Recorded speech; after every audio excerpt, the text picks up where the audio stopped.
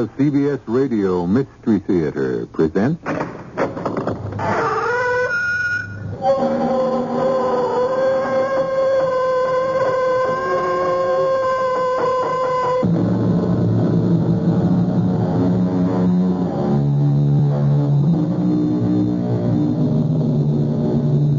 in.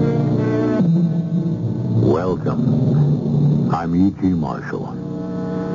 It's a fitting quotation to begin this story. The time is out of joint. Oh, cursed spite that ever I was born to set it right. Hamlet, William Shakespeare. And this is a story of the century in which he was born, the 16th. Young Will Shakespeare was an apprentice in his father's butcher shop. Queen Elizabeth ruled England, and Henry III presided over an uneasy France, torn apart by religious wars between the Huguenots and the Catholics. These were times bloodier than today, when no street was safe at night. Damn, it's the night guard. What matter? We have safe conduct on a dark night like this. You think these thieves in livery will stop to see them? You're right. They may even be Huguenots. If we can just reach that next corner unseen, we have a chance. Come. Oh, do not. What? I stepped on a pebble, my sword against the wall. Stand and deliver, whoever you are. Lift the torches. Run for your life, Denny. Oh! Are we fired? Pay no heed. Fire! Oh, dear, I'm hit. Oh, they've thrown my whole side out to the right before they reload. Then at the end of the twisting lane, to the left, a door. If God or love is good, behind it, you may find refuge.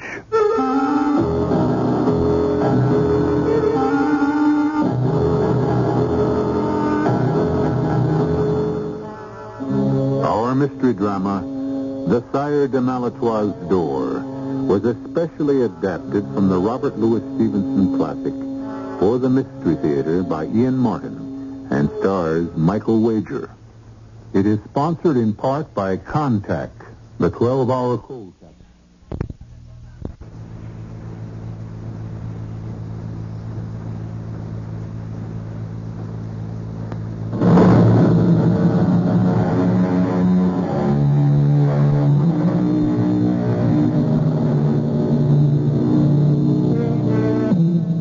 The weapon you heard fired earlier was the arquebus, the precursor of the musket and our modern rifle.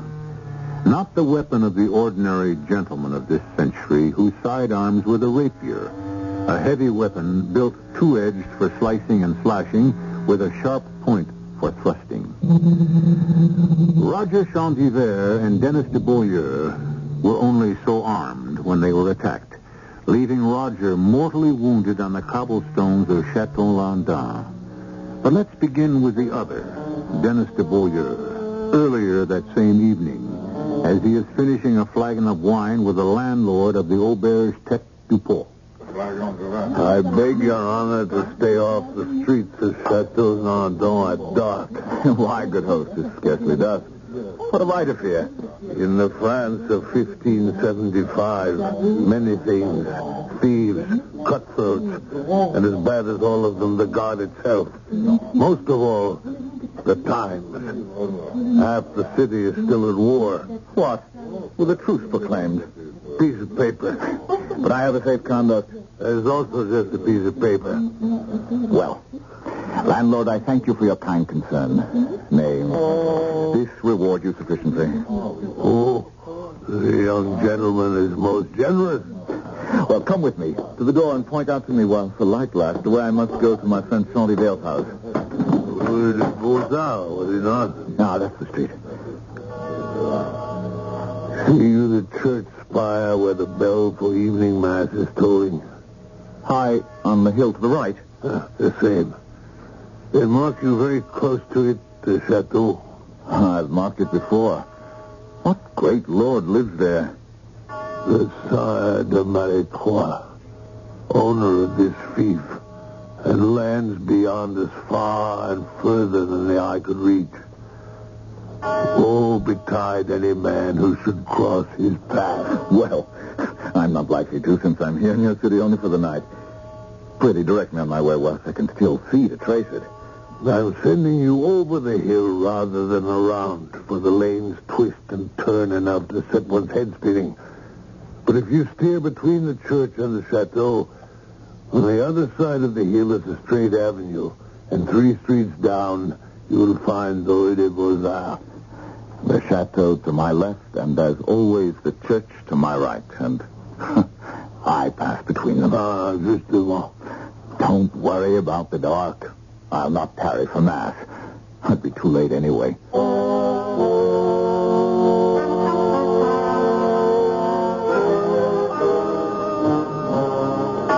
You were a long time at confession, Blanche. Oui, monsieur.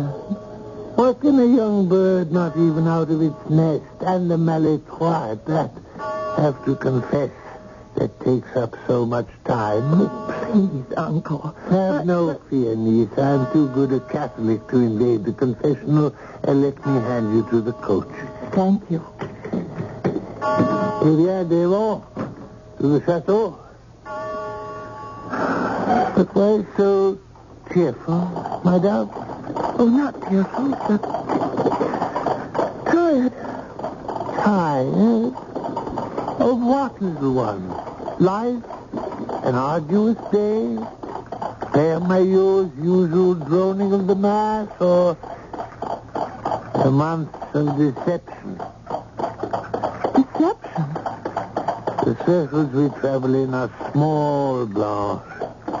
The least pebble dropped in the circumscribed pool of our life sets up waves. Among the cognoscenti there are no secrets, such as... Oh, my hand, you're hurting me. Loosen it, so that I may see what worm my little bird has I caught. don't know what you mean. I'm Please. afraid you do. But as always, those embroiled in scandal are the last to hear. In the Maletroit family, that word does not exist, will not be allowed to exist. Open your hand or I will crush it open. You meant no harm. I shall be the judge of that. Open. Oh, A spilled paper, badly crushed. A billet doux, no doubt. what are you going to do? Read it and decide. We're almost home. I think I shall defer my answer till we are behind the walls of Chateau Maletroit.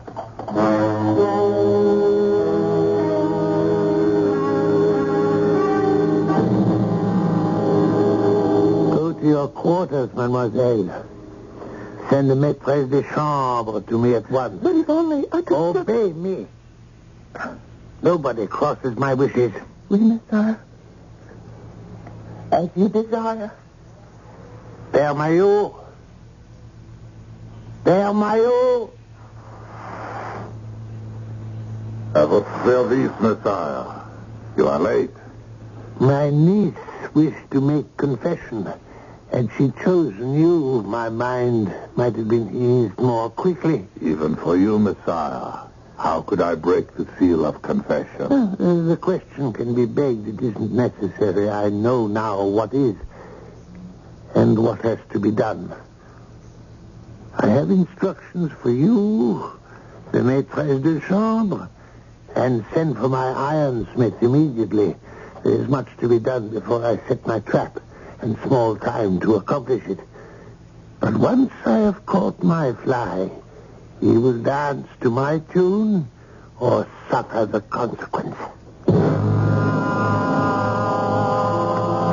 Darkness had dropped faster than I could have anticipated. As I climbed the twisting, meandering streets, I almost was sorry I had not come by horseback. Fortunately, against the night sky, my twin stars stood outlined, the chateau and the church.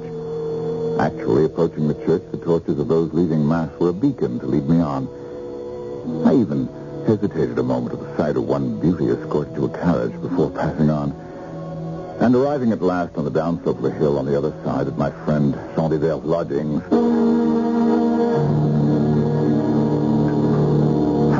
And one more for the road. I drink not to that, but to you, monsieur. To both? God save me for any others, and punish me if this should be a lie. But I swear by the winged archer himself, or any comparable saint, if this were any other night, I would make no end of it. I understand. Where there's a lady... but such a lady. If I dared divulge all, but... listen, midnight. She'll be here within the hour. I need no explanation, dear friend. I love the ladies as much as you. Indeed, on my way here, as I passed the church square, there was one who caught my eye. Oh, damn our Breton weather. Here comes the rain again. Can we go? At your heels or by your side? Always. We had so much to talk about. Except this special night. Forget it. Stay for your assignation. I'll find my way back to the inn. Our paths will cross soon again. Oh, damn the weather. I'll see you over the crest of the hill. From there, can you find your own way down? I found my way up. Aye, well enough, even by partial daylight. But in God's name, step quietly and carefully. Trust no one. Keep to yourself. No one. It's a bad time when everything runs awry. You lead. I promise to be as careful as any church professor will lead.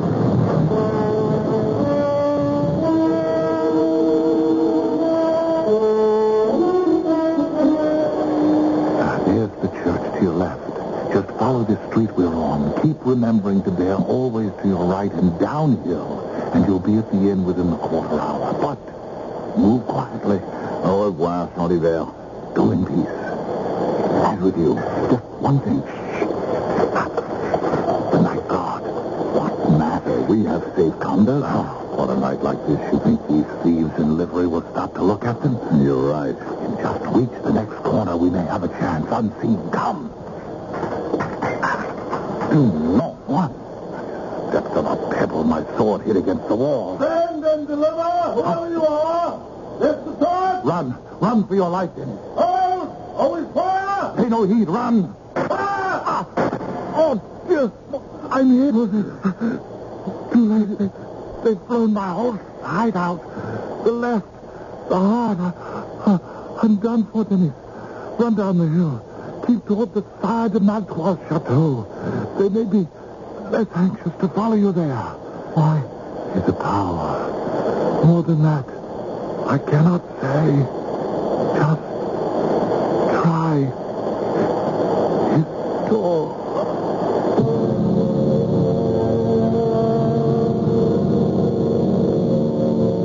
There was nothing I could do for Tony there. My dearest friend was dead. There was no treating with the pack of hounds that followed us.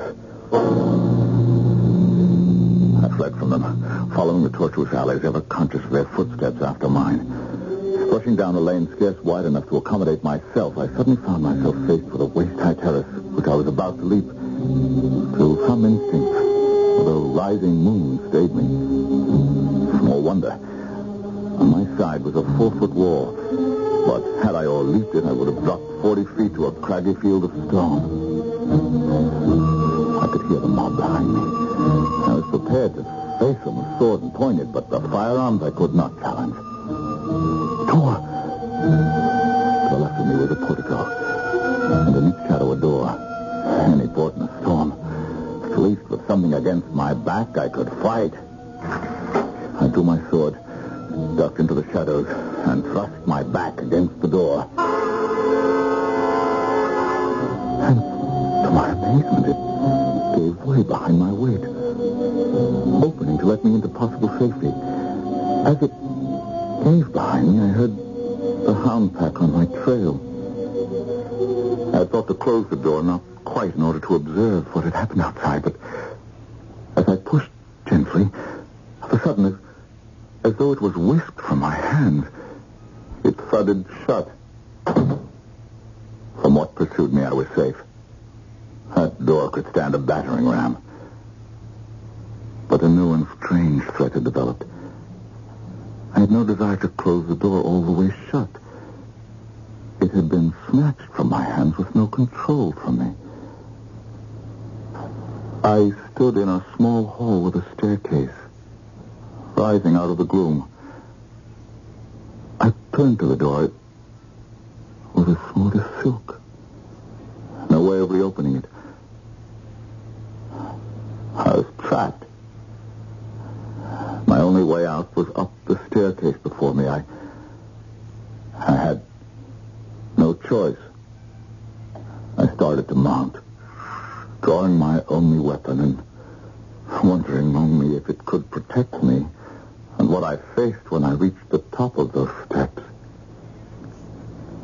For some reason, a premonition of unnamed terror ran like black feet down my spine.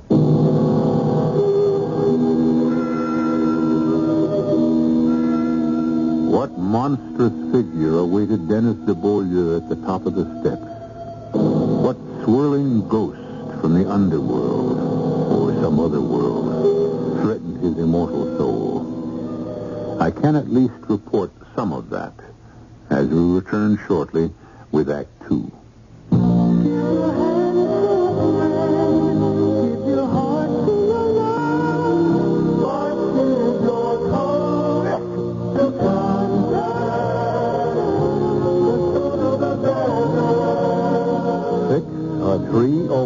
That's the question when you catch the common cold. Then take 12-hour contact. You need 6 cold tablets, 2 every 4 hours, or 3 cold pills, 1 every 4 hours, or just 1 contact capsule. For up to 12 hours, continuous relief from sneezing, congestion, dripping. The tiny time pills do it. For aches and fever, the others contain aspirin. Contact doesn't. Your cold, your choice. 6 or 3 or 1. Give your cold to Contact, the #1 cold medicine in the whole world.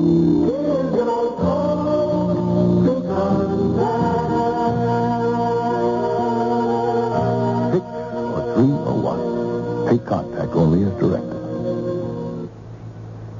Blind and successful? Well, we're here to tell you. There are lots of us all over the country. We're blind, but we're just like you. I'm a senior clerk at the Downstate Medical Center. Part of my life just is getting up and going to work and performing certain functions on my job. I look at the NSC in the same respect that there's a commitment and an obligation. That to be able to give of yourself and to know that somewhere it will help others, and perhaps in turn that someone else who gives a little may in some way eventually help you. And when it all comes together, it can produce something, very good and very big for the benefit of everyone. For further information, get in touch with your local affiliate of the National Federation of the Blind, or contact me, Kenneth Jernigan, President, National Federation of the Blind, 218 Randolph Hotel Building, Des Moines, Iowa, 50309. This message presented as a public service by this station and the members of the National Federation of the Blind.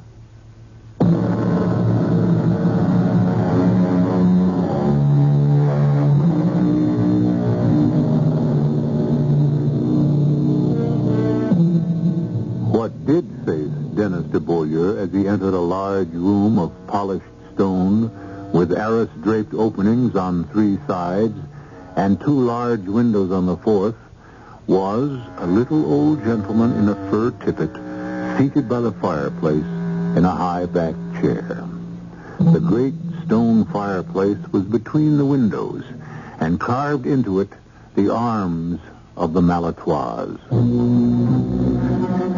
Seeing those arms, I was immensely eased and felt myself in good hands.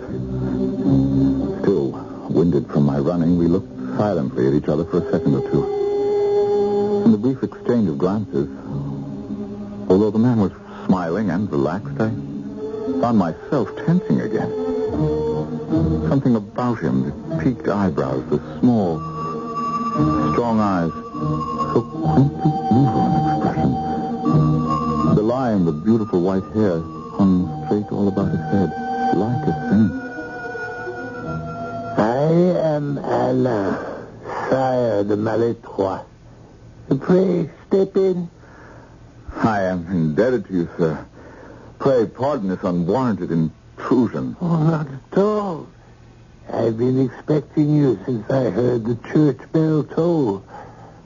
Me, Messiah? Yes. Oh, I'm afraid this is a double accident, sir. I'm not the person you suppose me to be. Really? No, it seems you were expecting a visitor. Assuredly, I was. But I can assure you that nothing was further from my thoughts or more contrary to my wishes than my arriving here. I am loath to let you labor under some misapprehension. No, that. If I do, surely it is the privilege of old age, and all will be straightened out in due time. Bring my guest a cup of spiced wine. You will join me, young man. Sire, I have no desire to force you. I'm wondering about that. Behind the arras your servant has opened, I see what appears to be a small army of pikesmen and arquebusiers. I am old, as I have remarked, and these are perilous times. Even the nobility needs protection. The wine, sir. I accept your courtesy. The wine, don't bring it.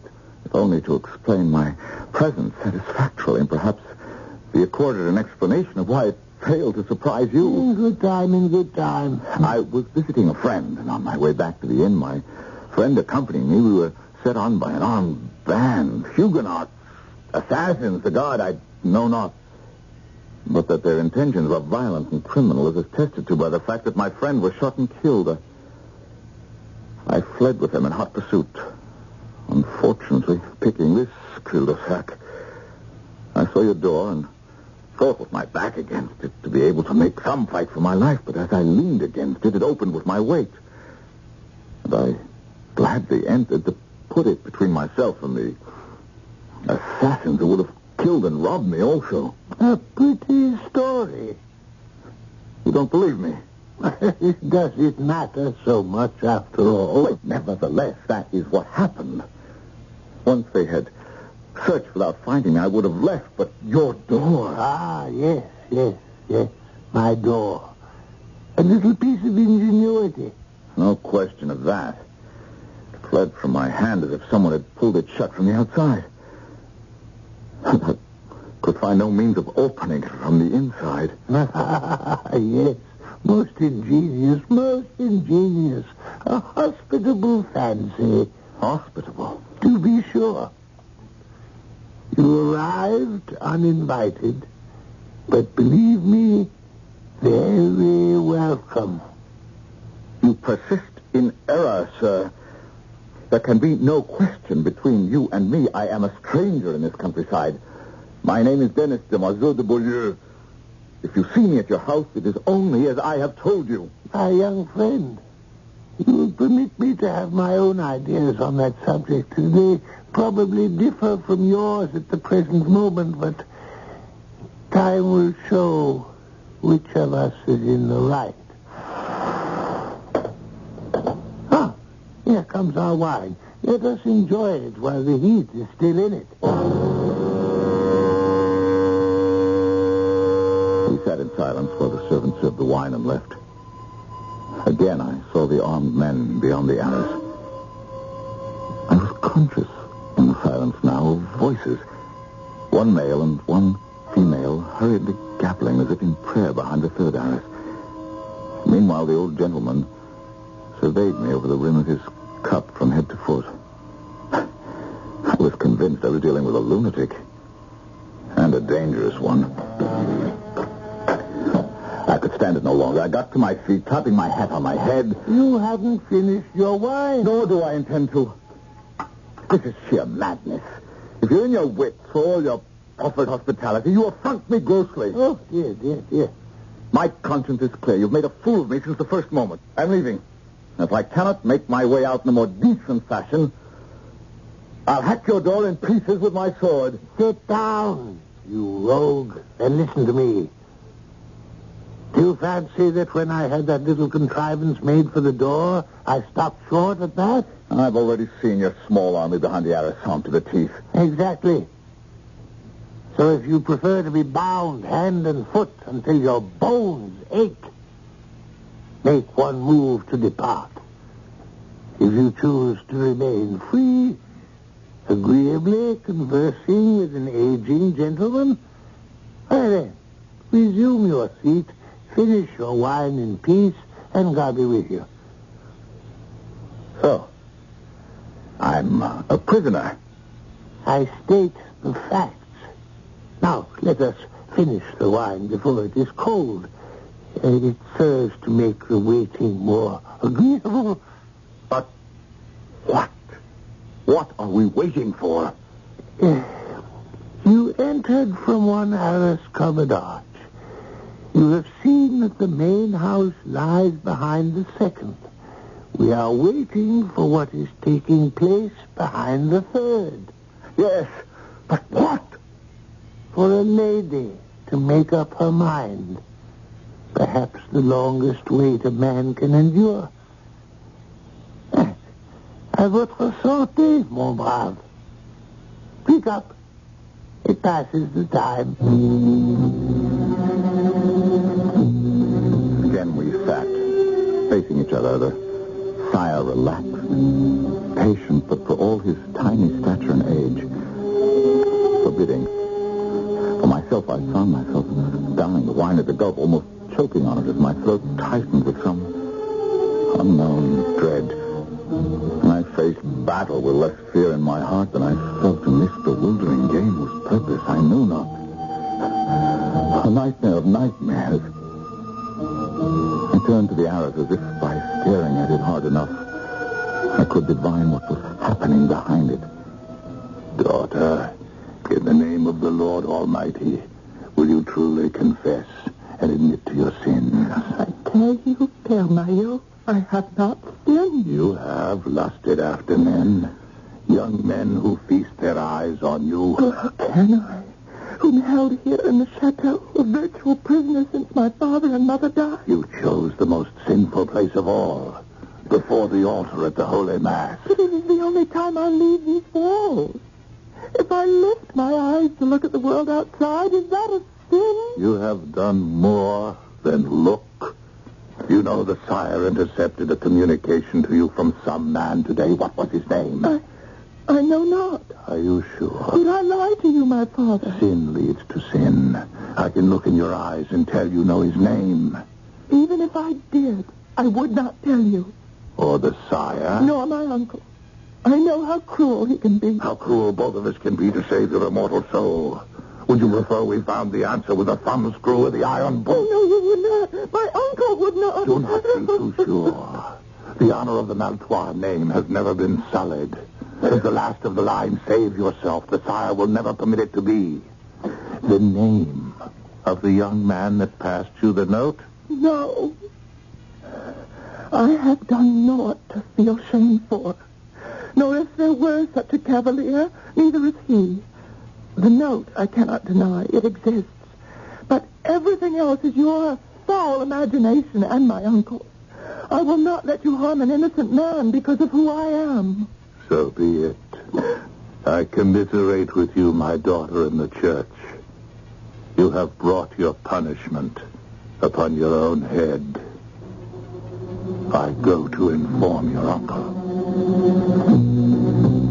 Man, because of who I am. So be it. I commiserate with you, my daughter, in the church. You have brought your punishment upon your own. The silence between the Sire de Maletroits and myself, broken only by the intriguing murmur of voices behind the arras whose words could not be heard, had become intolerable. I was just about to speak when the third arras was pushed aside.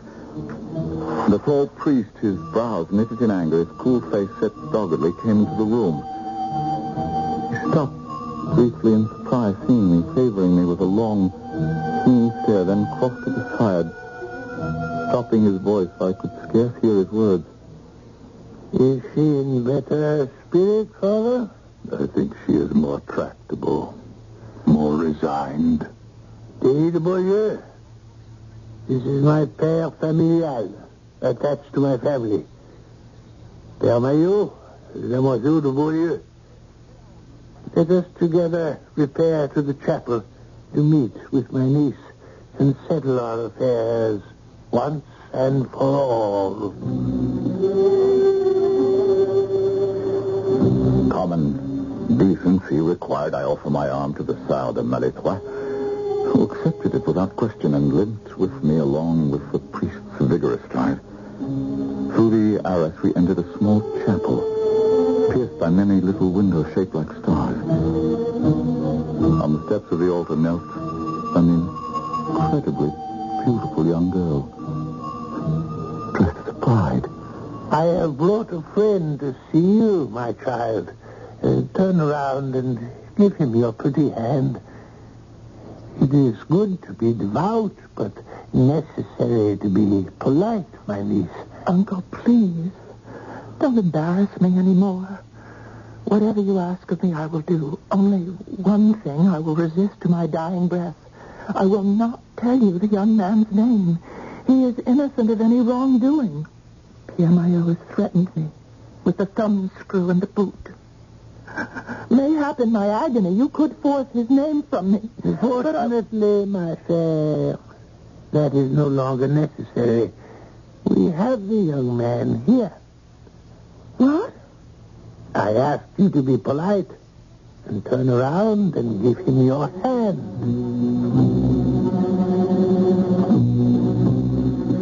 From the moment we had entered, I held my breath. The setting was only too obvious. The bride awaiting the groom. And it was not hard to realize that I must be cast in that role. I could scarce believe what was happening to me and was damned if I would be forced into a captivity I neither deserved nor would endure. Until the girl herself turned to me and said, "That's not the man. Uncle, that is not the man." Of course not. I expected as much. It was so unfortunate that you could not remember his name. I swear I have never seen this gentleman before. I am distressed to hear it. But it is never too late to begin. I had little more acquaintance with my own late lady before I married her, which proves that these impromptu marriages often work for the best in the long run. "Marriage? Messiah, I strenuously object to being dragooned." Of course, any man of spirit might. The bridegroom has a right to have a voice in the matter. I will give you until dawn to make up for lost time till we proceed with the ceremony.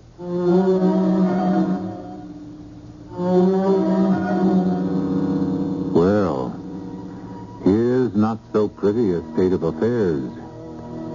And the word affair is strictly used.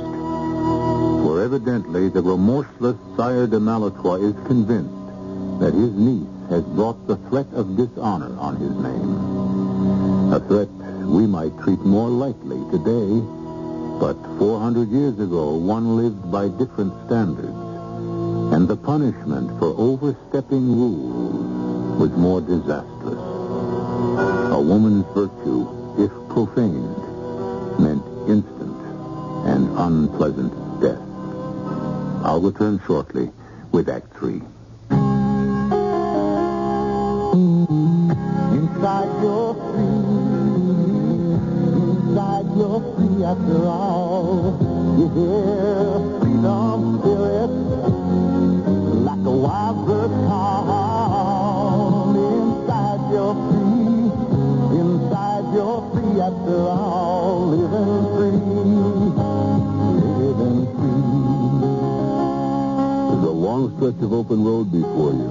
You at the controls of a Buick Century. A really fine mid-sized car. Comfort abounds. A sophisticated suspension system is smoothing the way. An underhood of frugal V6 engine economically goes about its business. You're happy, you're free, and you're in a Buick. Inside you're free. Inside you're free after all. Living free. Living free.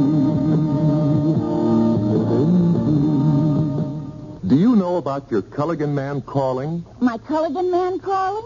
That's when I go, hey, Culligan man. Now, that's Culligan man calling. No, I mean your Culligan man may be calling on you soon. I'll show you how it goes. Knock, knock. Who's there? Culligan man. Culligan man who?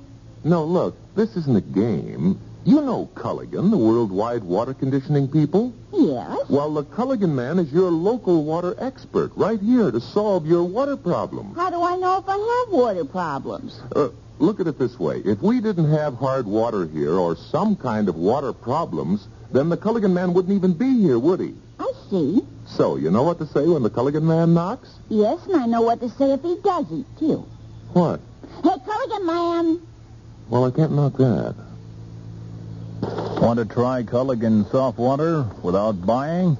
Now you can rent a Culligan water softener for as little as $5.50 a month. For complete details on how you can rent a Culligan, pick up your phone and say, Hey, Culligan man! This is WBBM Chicago.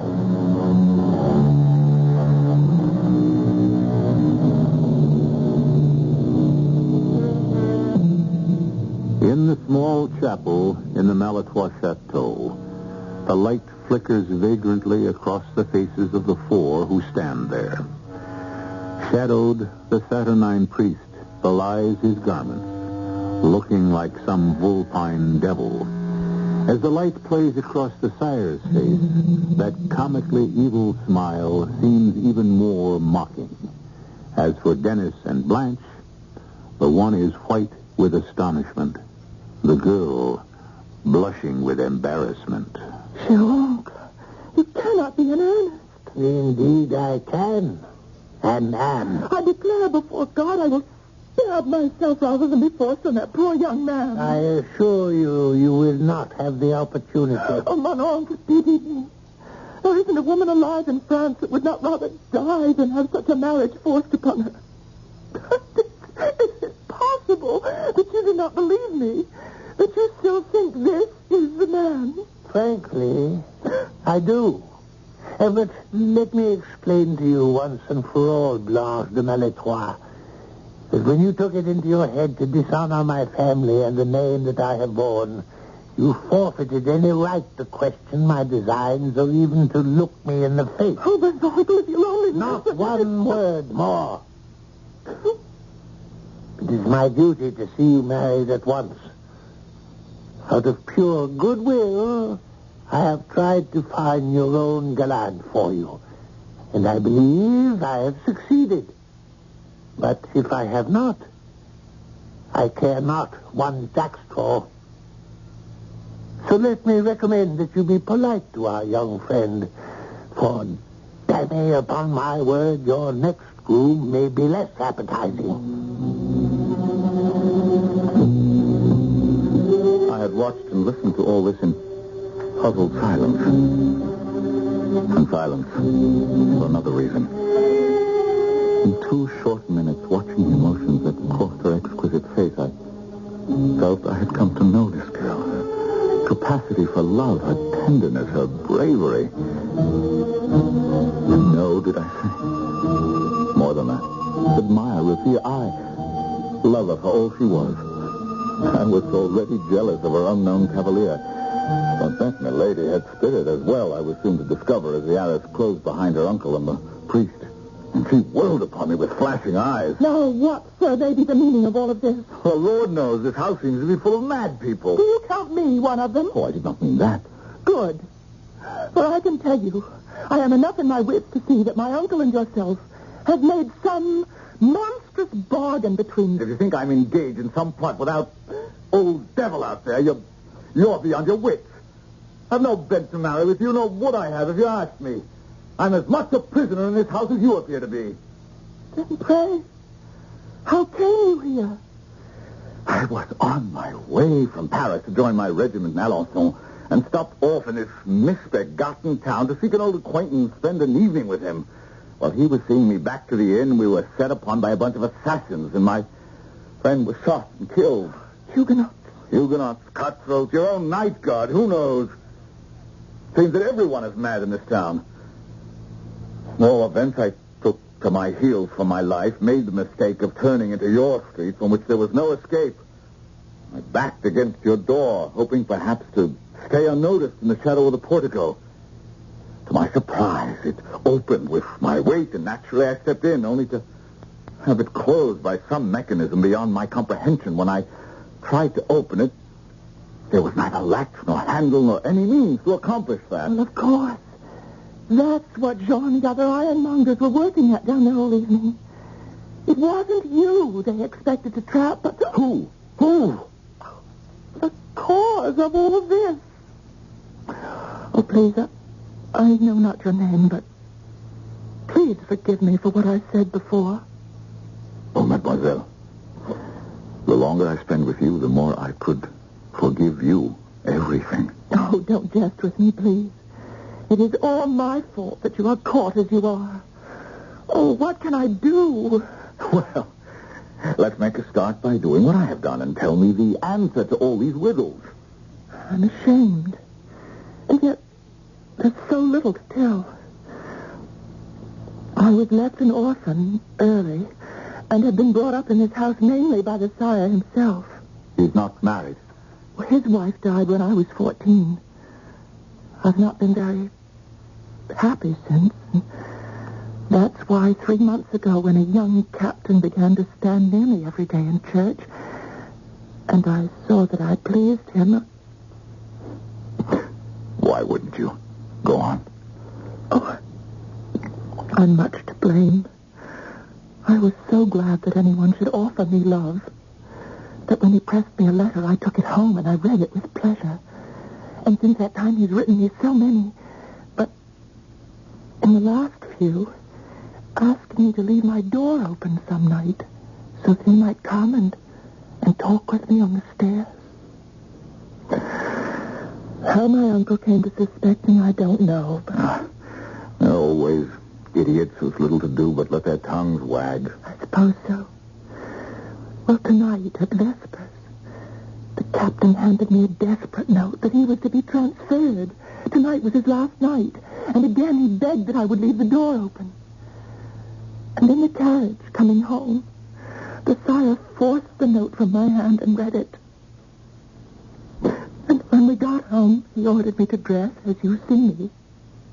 And when I would not tell him the captain's name, he must have laid the trap for him, into which you fell.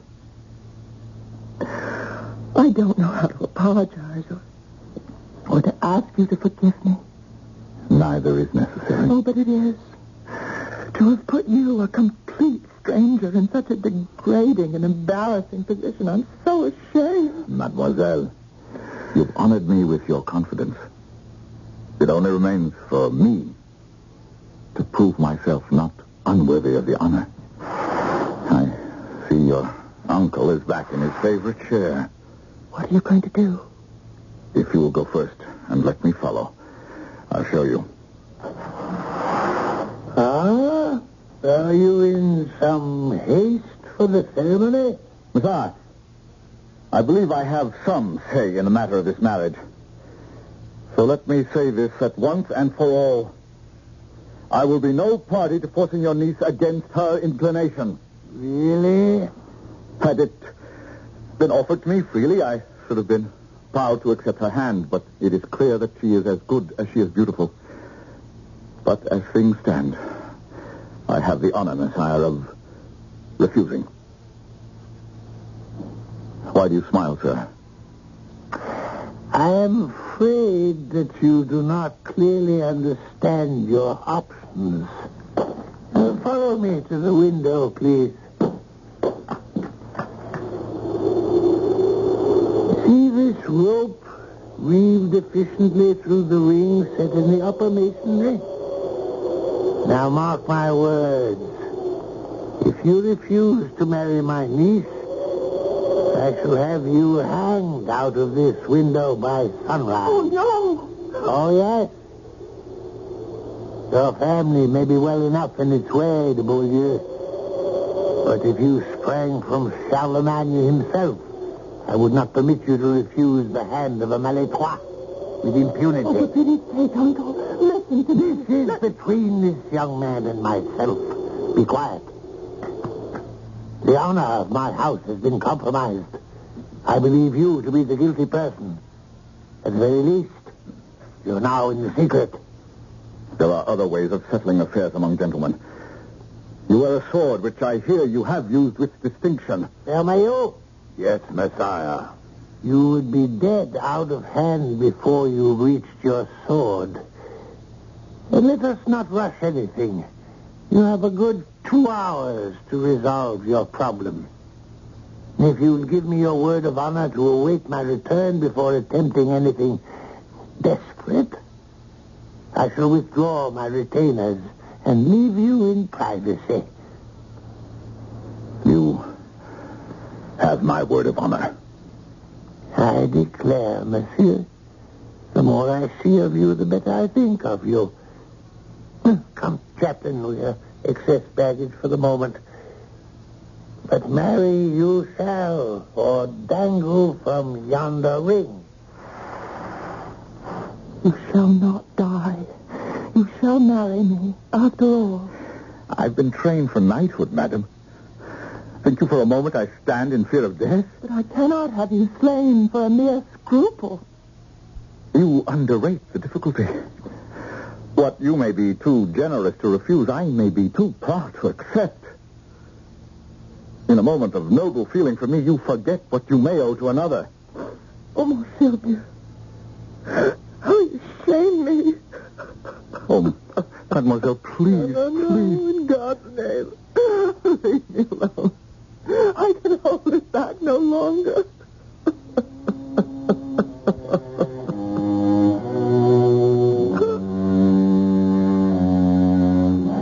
I was in an agony of embarrassment. I cannot bear to see a woman cry. And I was as helpless as a babe. I looked at Blanche and thought how much I had grown to love her. But steal her from another man who was not there to stand and fight? Monsieur Bayeux, I want to help you. For you have been so noble. Put it in my power to do something more for you but weep. What service can I ask of you? You have a sweet nature. And overestimate a small service. I am looking at you and seeing the noblest man I ever met. Who is to die in a mousetrap? With no more noise than my own squeaking. I will not have my champion think meanly of himself. You have no cause to hang your head, nor will I mine. Pray, do you not think me beautiful? Oh, indeed, mademoiselle, I do. Well, I'm glad of that. And how many men in France have been asked in marriage by a beautiful maiden with her own lips, and who have refused her to her face? You are very good. But you cannot make me forget I was asked in pity, and not for love. Can you look in my eyes now and believe that it was for anything but love? I have loved you since the first moment you took my part against my uncle. As I have loved you. Oh.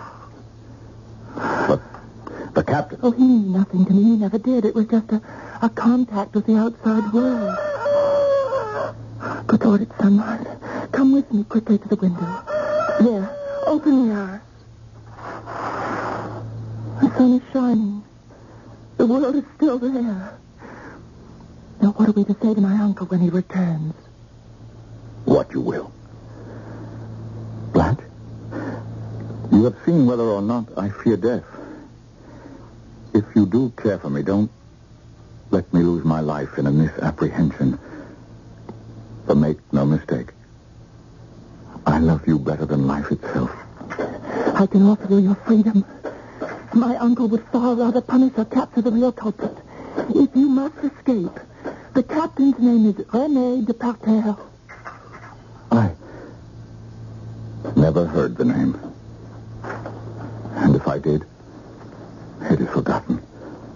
Well, children, have you decided? Messire de Maletroits, Not by suasion or fear of death, but because I have learned to know the lady and love her. I, Dennis, Demoiselle de Beaulieu, request the honor of your niece's hand in holy matrimony. Damn, I had a feeling for you the first moment I set eyes on you.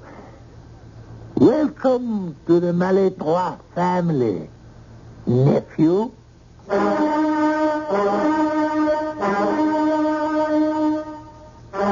So, once again, and this time for the last time, we close the Sire de Maletroit's door on a happy ending. I'll be back shortly.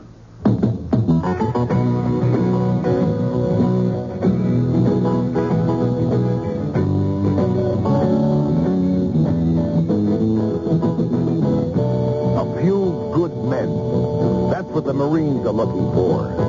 A few good college men who want to lead. Men who have enough on the ball to be eligible for PLC, Platoon Leaders Class. Not everyone can make it. It takes brains. It takes muscle. And summer training is no picnic. It takes men who want a real challenge. The challenge of leading Marine ground troops, flying sophisticated Marine aircraft, or serving as Marine lawyers. If you're one of the few who can make it, there's financial assistance available during school, up to $2,700 over 3 years. There's even free civilian flying lessons for qualified men. PLC ground, PLC air, PLC law, for a few good men.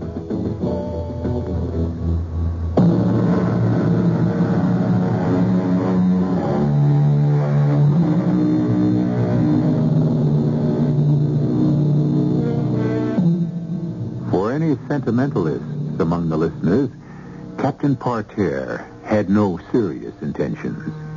He was indeed trifling with Blanche's innocent affections. Little did he know, nor would he have cared, that he brought two young people to a happy and enduring marriage. The captain died shortly thereafter in a brawl over a gaming debt, which is neither here nor there in our story, except that it's nice to know that every so often, virtue does triumph. Our cast included Michael Wager, William Redfield, Marion Seldes, and Robert Dryden. The entire production was under the direction of Himan Brown. And now, a preview of our next tale. Marvelous how you can get around when you've got no body, isn't it? See him? Little white dog, curly tail. Oh, silly little thing. And see that big blue station wagon? It's going to hit him. No, I've got him. Got him, Cynthia. I've saved him. You'll probably get run over anyhow one of these days. No, he won't. No, he won't. I'm going to keep my eye on him. What about all the others? Them too. And cats and people and everybody. Oh, Cynthia, why did it take me so long to find out what I was born to do? I could have spent my whole life doing this. Cynthia, my afterlife is going to be 100 times more exciting than my life ever was. Radio Mystery Theater was sponsored in part by Buick Motor Division. This is E.G. Marshall inviting you to return to our Mystery Theater for another adventure in the macabre. Until next time, pleasant dreams.